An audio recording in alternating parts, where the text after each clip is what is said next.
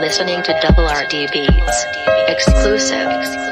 Double RD Beats. Sinang ka sa mundong ito, naging tuwa ng magulang mo, at ang kamay nila ang iyong ina.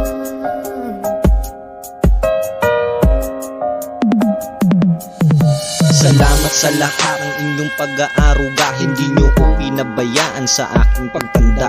Hindi nyo ko itinuon sa mga maling landas. Kaya malaking pasasalamat, ganun din sa itaas. Aking ama't ina na sa akin na nagpapayo. Magandang kinabukasan ang sa akin ay pinaplano. Yung ako ay lumaki at merong takot sa Diyos. Matinding pagmamahal ang sa akin ay binuhos ng aking magulang. Kahit kailan ay di nagkulang, simula ng pagkabata hanggang sa ako'y isilang sa mundong ibabaw. Kayo ang unang gumabay at mahabang panahon na aking paglalakbay. Kamay nyo ang aking ilaw sa aking mga tinatahak. Ngalan nyo sa puso ko, sa isip ko nakatatak. Ngayong alam nyo na, sana'y hindi mapaiyak. Pasasalamat sa magulang ang aking mga binabalak. Pinabuhay ako ay sa pagtimpla ng gatas mo, at sa umaga na may kalong ka ng iyong amang tuwang-tuwa sa'yo.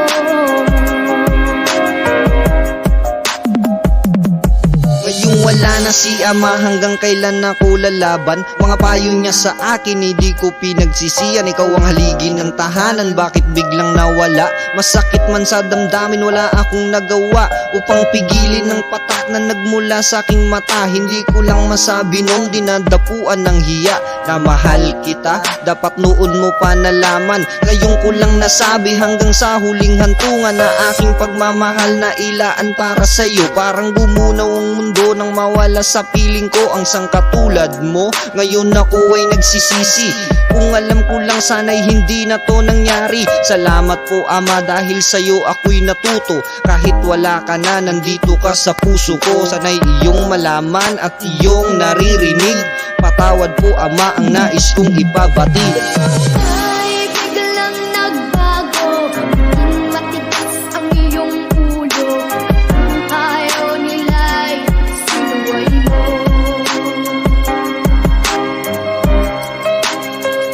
Di mo man lang inisip na ang kanilang ginagawa'y para sa'yo.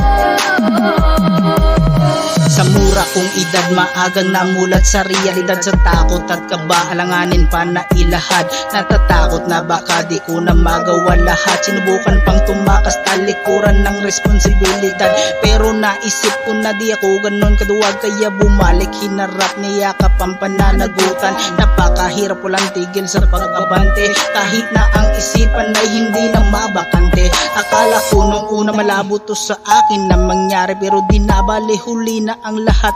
Handa nang salubungin ng mapanganib na lubak. At kahit kailan di ko pinagsisihan na maagang naging magulang. Sa 16 na taong gulang ang aking magulang, di naman nagkulang sa mga paalala. Kaya ngayon alam ko na ang maging magulang ay hindi madali. Puno ng pasakit pero di nadaan na lang sa ngiti. Ano pa ang mga araw at ang landas mo'y naligaw? Ikaw ay nalulog sa masamang bisyo.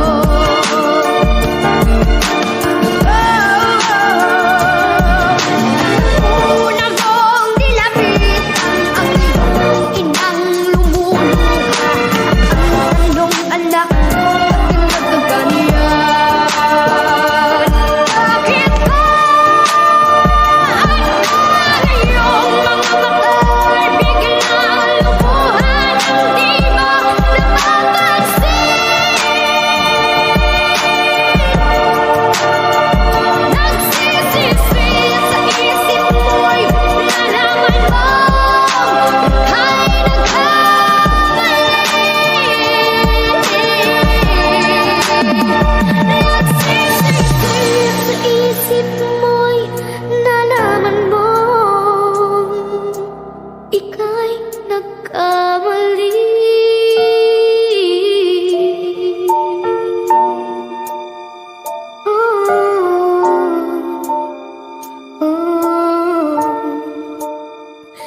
nagsisisi at sa isip mo'y nalaman